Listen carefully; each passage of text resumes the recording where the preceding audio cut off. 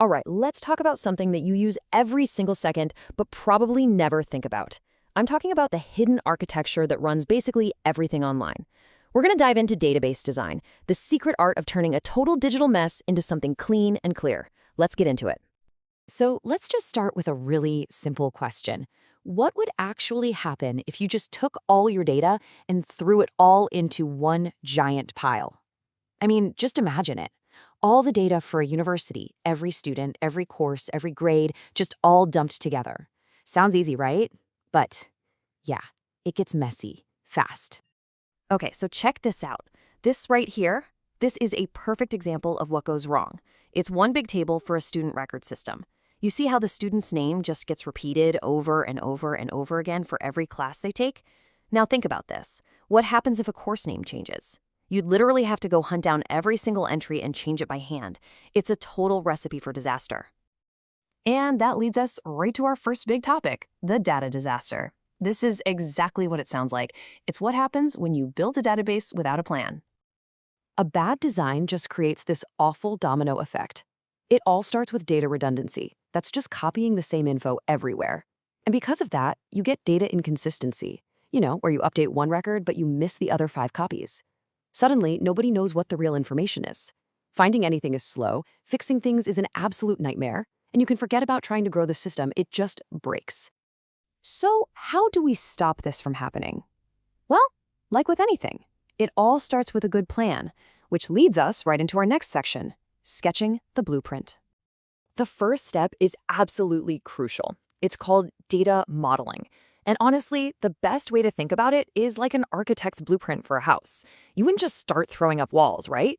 No, you draw out a detailed plan first. That's what this is. We use tools like an entity relationship diagram to map it all out, what data we have, and how all the pieces connect to each other before we write a single line of code.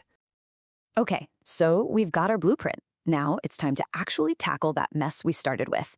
And that brings us to the real hero of our story, the great cleanup. The technical term for it? Normalization. Normalization is just a fancy word for a step-by-step cleanup process. You can think of it like a 3-stage deep clean for your data. Each stage, or normal form, targets a specific kind of mess, getting us closer to a perfectly organized system. We're going to focus on the first 3, because honestly, they solve about 99% of the problems you'll ever see. All right, first up, first normal form, or 1NF. This is rule number 1, the big one. And it's super simple. Every single box in your table should have only one piece of information in it. Just one. Not a list, not a bunch of stuff separated by commas. One single atomic value. That's the rule. And you can see it right here.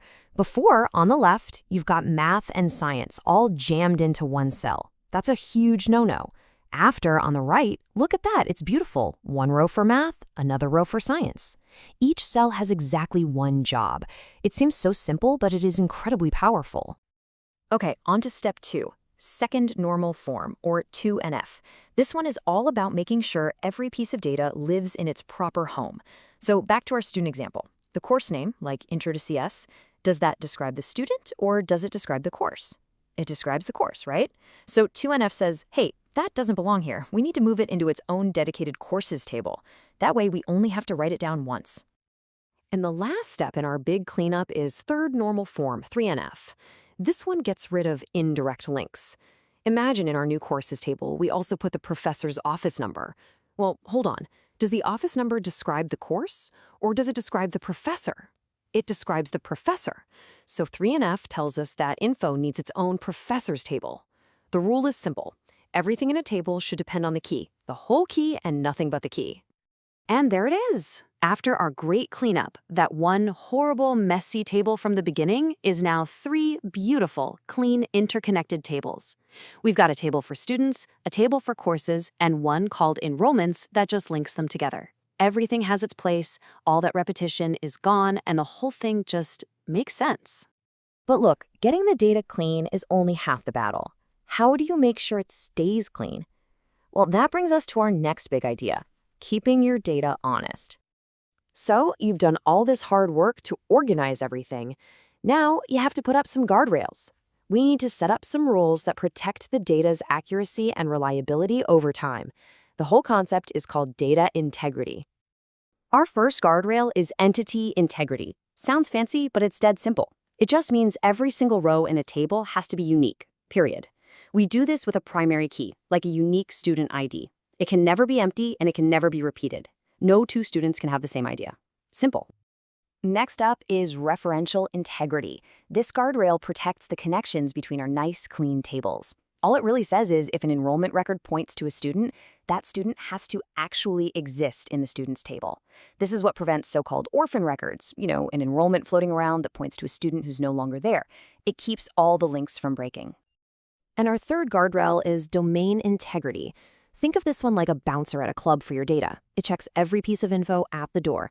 For each column, you set the rules. A grade column might only accept numbers between 0 and 100. A date column has to be a valid date. This is your frontline defense against typos and just plain bad data getting in. All right, so we've got a clean, protected structure. Let's wrap this all up with a few pro tips that tie everything together perfectly. So when you boil it all down, this is the playbook. First, always know what you're building. That's your blueprint. Then, use those primary and foreign keys to build strong relationships. After that, you normalize to get rid of all the mess. And once it's up and running, you can add indexing to make it fast and security to keep it safe. These aren't just tips. They are the foundation of any system you can actually trust. So, as we close out, I want you to think about this. Everything we just talked about isn't just theory. It's the invisible bedrock of our digital lives. Your bank, your social media feed, your favorite online game, they all run on databases designed with these exact rules. So it really makes you wonder, doesn't it? If they got it all wrong, what would be the very first thing to break?